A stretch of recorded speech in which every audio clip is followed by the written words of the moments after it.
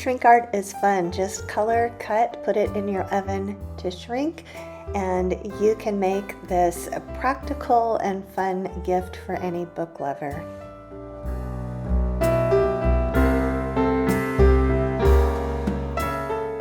For this project, you will need shrink art paper, colored pencils, a permanent marker, scissors, tape, a hole punch, embroidery floss, and a baking pan with foil or parchment paper. Your shrink art paper should have a rough side and a smooth side. We want to draw and color on the rough side, so put the smooth side down. You can use any image that you want, or you can freehand something. I'm going to use these images from Shrinktastic Plastic. I also got my plastic from Shrinktastic Plastic. I like to tape the plastic down. Be careful not to tape it on any of the images, but just to hold it in place. You can color or outline first. I like to outline with my permanent marker. And then after I color, I'll go back in and do some touch-ups. When you're done with the outline, it's time to put in your color. I like to use colored pencils on this part and do a really thick coat of color. Any little mistakes that you make are not going to show because the image is going to shrink down to about 1/4 of its size. So don't worry if you slip, go over the lines, or don't have a real even coat. But the more color you put on, the more vibrant your colors will be.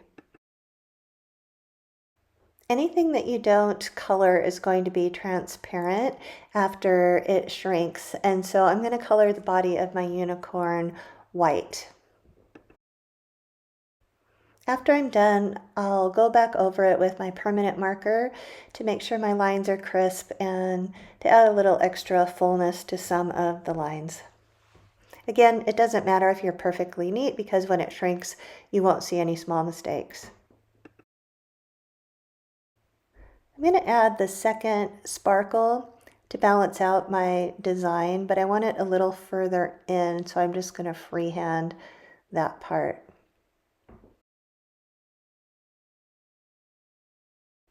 When you're finished, cut out your design. I like to use a small pair of scissors, and you don't have to get too detailed. You'll notice I'm not cutting around the ears or any of the sharp corners. You could even cut this in a big oval if you wanted to. When you're finished with that, mark the middle on the top and the bottom. Use a hole punch to punch a hole, top and bottom, and make sure not to cut through the edge. Put it far enough in. Place it on your baking sheet with the parchment paper or foil and place it in an oven that's preheated to 325 degrees. I've speeded this part up a little bit, but it goes really fast, only between 1 and 2 minutes. So be sure and keep your eye on it the whole time it's in the oven. It will curl up in a ball and then it will flatten back out. As soon as it's flattened, you want to take it out of the oven.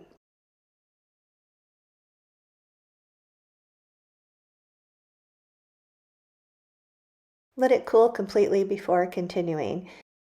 You can see that it's shrunk to about 1/4 of its size. There's a couple ways to make the rest of the bookmark. I'm going to do it friendship bracelet style.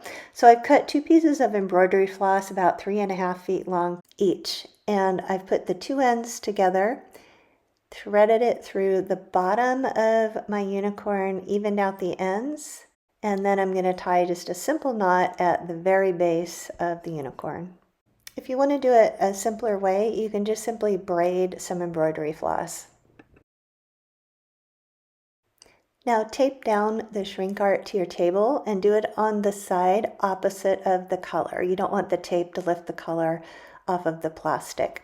Separate out your 4 strands of embroidery floss and keep them wide apart.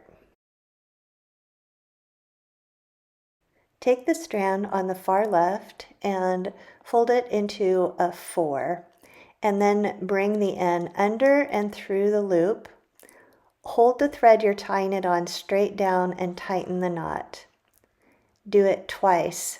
So make a 4, Bring the end through the loop, hold the end you're tying it on straight down, and pull the knot tight. Now move that strand out of the way, and with the same knotting thread, go to the next strand. Make a 4, pull the end through the middle, and be sure and keep that knotting strand straight down. Do it twice. If you don't hold the knotting thread straight down and you pull them out like this, your knot's going to slip and it's not going to look right. So hold that thread straight down and keep going. Then to the third strand, do the same thing. Double knot. And that first string that you started with will become the 4th string.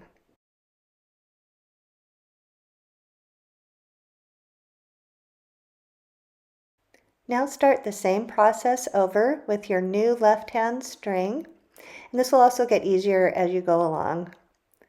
Make it into a 4, bring the end up through the loop and pull it tight. Make sure you're double knotting. You can move the tape down as you go to hold it steady and make it easier.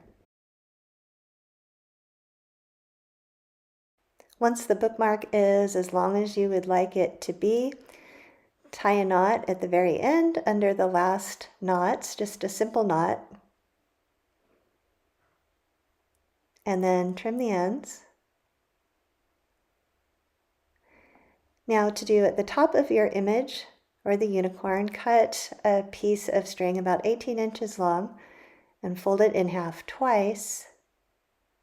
Thread the folded part through the top hole. Separate the strands so you have the middle of the loop, and send all the ends through the loop and pull it snug.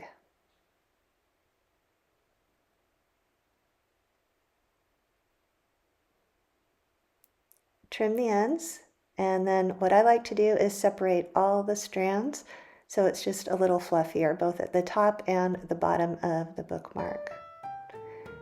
When you're done with that, you're finished.